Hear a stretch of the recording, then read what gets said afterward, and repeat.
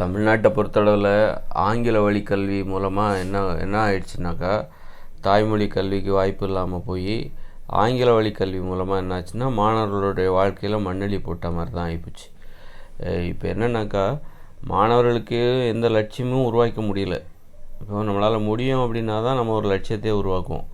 நம்மளால் முடியாது அல்லது கஷ்டமாக இருக்குது அப்படின்னா நாம் ஒரு லட்சியத்தை உருவாக்க முடியாது. உருவாக்குனாலும் அது நிறைவேறாது. கஷ்டமான நமக்கு நம்மளால் இது முடியும் அப்படிங்கிற எண்ணம் வரும்போது தான் நாம் அதில் அப்படின்னா நம்ம இதெல்லாம் சாதிக்கலாமே, இந்த மாதிரியான லட்சியத்தெல்லாம் நம்ம சாதிக்கலாமே அப்படின்னு சொல்லிட்டு நம்ம ஒரு லட்சியத்தை தீர்மானிப்போம். நம்மளால் இது முடியாது, இது கஷ்டம், ரொம்ப போராட்டம், உறுதியாகவே தெரியாது, இது உண்மையில் இது நடக்குமா சாத்தியமானு தெரியாதப்போ நாம் சும்மா பேரளவுக்கு தான் நாமளும் ஒரு லட்சியத்தை உருவாக்குவோம் அப்படின்னு சொல்லிட்டு நம்ம ஒரு லட்சியத்தை உருவாக்குவோம். மற்றபடி அல்லது உருவாக்காமலே போய்டும். நமக்கு அது முடியாது அப்படின்னு, இது நமக்கு சந்தேகமாக இருக்குது, இது நம்மளால் முடியாது, உள்ளே போக முடியல இந்த விஷயத்துக்குள்ளே அப்படின்னா நம்ம ஒரு லட்சியத்தை உருவாக்க முடியும். அது மாதிரி மாணவர்கள் இன்றைய நிலைமையில் தமிழ்நாட்டில் என்னென்னா படிக்கவே முடியல, அவங்களால படிக்கிறது புரிய மாட்டேங்குது. அந்த மாதிரி இருக்கும்போது இந்த ஆங்கில வழி கல்வியில் பாடத்தை கற்றுக் கொடுக்குறதுனால அவங்களுக்கு பாடங்கிறதே புரியவும் மாட்டேங்கிறது. அதனால் இது புரியவும் போகிறதில்ல. புரியணுன்னா மிகப்பெரிய சிரமத்தை, பயிற்சியை அதெல்லாம் எடுத்தால் மட்டும்தான், ரொம்பவும் கஷ்டப்பட்டால் போராடினா மட்டும்தான் அது அந்த ஆங்கில வழி கல்வியினால் நடத்தப்படுகிற பாடம் புரியும். ஏன்னா ஒரு ஆங்கிலத்தை கற்றுக்கிறது காலத்தாலேயும் அந்த புரிதல் ஏற்படணும். சும்மா ஒரே மாதத்தில் கற்றுக்குறோம் அப்படின்னா அதற்கான புரிதல் காலத்தாலையும் ஏற்படும். சிலருக்கு அந்த காலமாக தான் அந்த புரிதல் ஏற்படும், அந்த ஆங்கிலத்தை புரிஞ்சிக்கிறதுக்கு.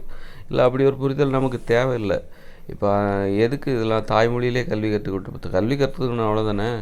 ஆங்கிலம் என்பது ஒரு மொழியை கற்றுக்கொள்வதற்காக எதற்கு பாடத்தெல்லாம் அந்த மொழியில் கற்றுக் கொடுக்குறீங்க? சரி, அது இருக்கட்டும். அப்படி இருக்கும்போது மாணவர்களுக்கு ஒன்றுமே புரியல. அதனால் என்னென்னா அவங்களால ஒரு லட்சியத்தை உருவாக்க முடியல. நான் இன்ஜினியர் ஆவேன், டாக்டர் ஆவேன், எனக்கு இது தான் பிடிக்கும், இந்த பாடம் இந்த சப்ஜெக்ட் தான் பிடிக்கும் அப்படின்னு சொல்லிட்டு அவங்களால எந்த ஒரு லட்சியத்தையுமே உருவாக்க முடியல. நீ என்னவாப்பா ஆக போகிற, பாஸ் பண்ணுறதுக்கே பெரிய கஷ்டமாக இருக்குது சார் அப்படின்னு ஏதாவது வேறு வேலைக்கு போகலாம், கூலி, அந்த மாதிரி தான் இருக்குது.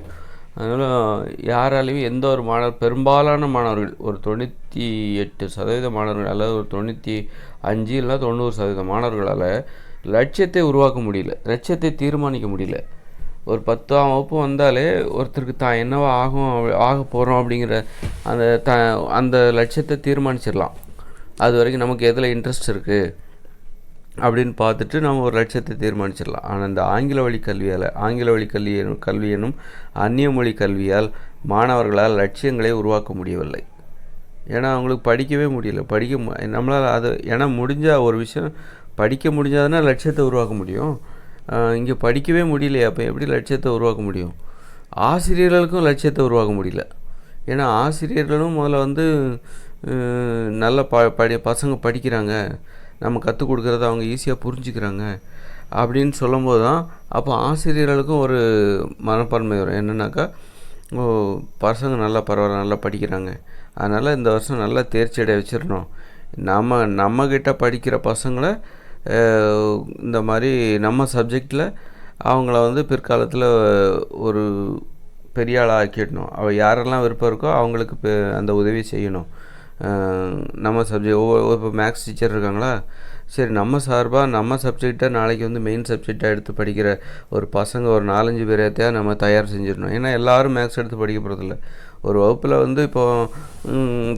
ஒரு வகுப்பில் 10, 20, 30 பேர் இருக்காங்கன்னா அதில் 2 பேர் டாக்டர் ஆகணுமா, 2 பேர் இன்ஜினியர் ஆகணுமா, 2 பேர் ஓவியர் ஆகணுமா, 2 பேர் டீச்சர் ஆகணும்னு சொல்லுவார், 2 பேர் கலெக்டர் ஆகணும். அப்போ ஒரு ஆசிரியர் என்ன பண்ணுவார் அப்படின்னா, ஆசிரியர் நம்ம பாடத்தில் 100% தேர்ச்சி அடைய வச்சிடணும். 100% தேர்ச்சி மட்டும் இல்லாமல் ஒரு சிறப்பான மதிப்பெண்ணை மாணவர்கள் எடுக்கணும் அப்படின்னு சொல்லிட்டு அவங்க ஒரு லட்சியத்தை உருவாக்குவாங்க.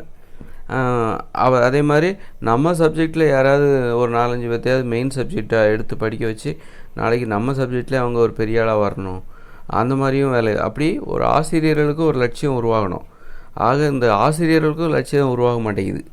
ஏன்னா கற்பிப்பது என்பது கற்றுக்கொள்வது என்பது மாணவர்களுக்கு முடியாத செயலாக மாறிவிட்டு, மாணவர்களால் பாடத்தை கற்றுக்க முடியல. அப்படி இருக்கும்போது மாணவர்களை நீங்கள் எப்படி நிறைய மதிப்பெண்ணை ஏற்படுத்தி தேர்ச்சி பெற வைக்கிறதே இங்கே முடியாத விஷயமா இருக்குது.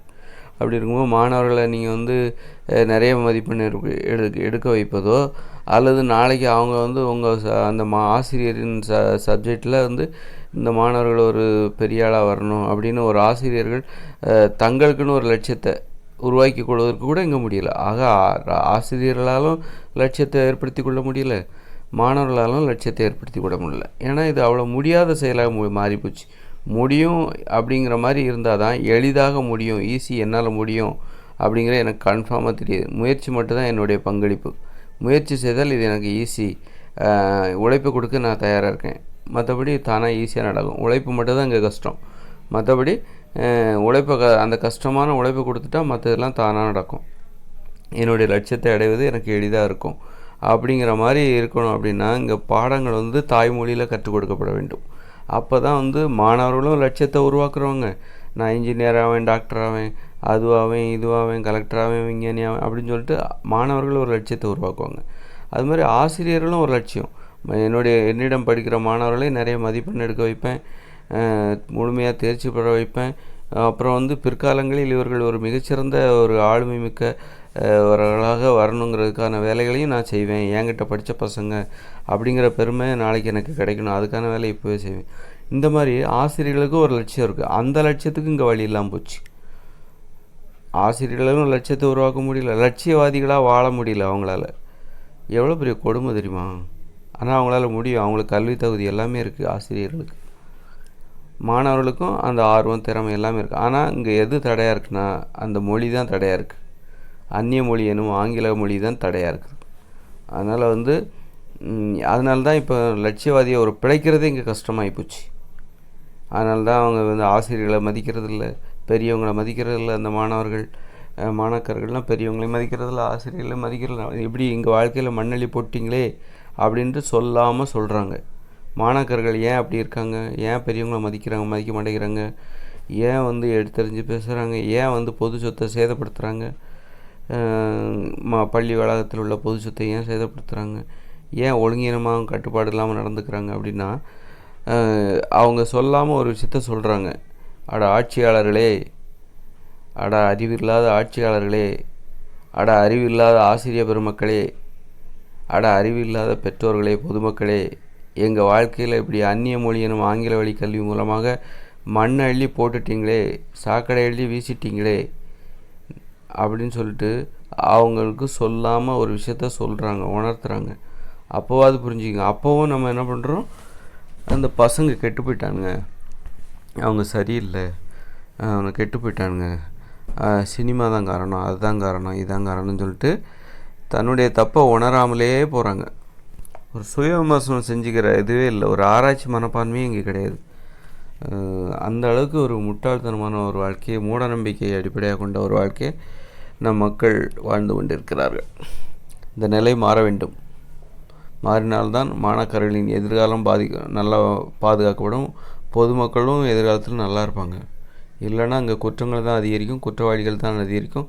நிகழ்காலத்தில் மாணாக்கர்களாக இருக்கிறவர்கள் எதிர்காலத்தில் குற்றவாளிகளாக மாறுவதற்கு தான் இந்த அந்நிய மொழி கல்வியான ஆங்கில மொழி கல்வி அதிக வாய்ப்புகளை ஏற்படுத்தி தரும்.